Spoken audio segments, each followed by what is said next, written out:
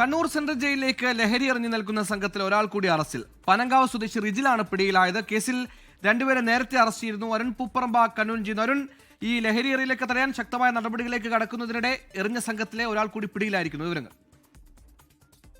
Suhail, Kannur central ജയിലിലേക്ക് ലഹരി മരുന്നുകൾ, മൊബൈൽ ഫോണുകൾ ഉൾപ്പെടെ എറിഞ്ഞു നൽകുന്ന സംഘം, വലിയ സംഘം പുറത്ത് പ്രവർത്തിക്കുന്നുണ്ട് എന്ന് പോലീസ് കണ്ടെത്തിയിരുന്നു.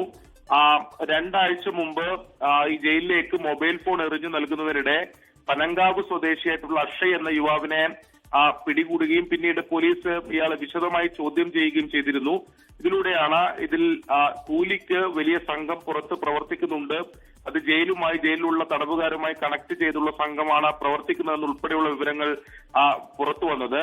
ഈ അക്ഷയിൽ നിന്ന് തന്നെയാണ് കൂട്ടാളികളായിട്ടുള്ള മറ്റു പ്രതികളെ സംബന്ധിച്ചും ഈ സംഘത്തിൽ ഉൾപ്പെട്ട കൂട്ടാളികളെ സംബന്ധിച്ചും വിവരം ലഭിച്ചത്. അങ്ങനെയാണ് ഇപ്പോൾ പോലീസ് പനങ്കാവ് സ്വദേശിയായിട്ടുള്ള റിജിലിനെ അറസ്റ്റ് ചെയ്തിട്ടുള്ളത്. റിജിൽ ഇതിനു മുമ്പും ഈ ജയിലിനകത്തേക്ക് ലഹരി വസ്തുക്കൾ ഉൾപ്പെടെ എറിഞ്ഞു നൽകിയിട്ടുണ്ട് എന്നതാണ് പോലീസിന് ലഭിച്ചിട്ടുള്ള വിവരം.